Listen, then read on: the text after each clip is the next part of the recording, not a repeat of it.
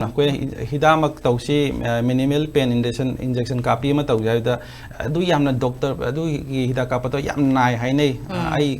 ai na badu pam da bi ko na ning de yam nai hainei na adu lale local anesthesia kapaga mafam do kitang sidalaga ko ai yetum tilebo khangor adu de gi han bagi kapa de kitang na ni ai yetum ma chang mani na ko adu de gi hidam ka ki de ma ken ba na phawre ba dum patient ga wari sana na dum tawya ba yamna cool environment nam da wari dum nungai na tawya ba procedure ngata radio frequency ablation haise ama mafam dur ka aga ma sida handoni ka se same procedure ho jera mane moje de care procedure ngata ni magi specialized needle lama le koi gi adugi RF propana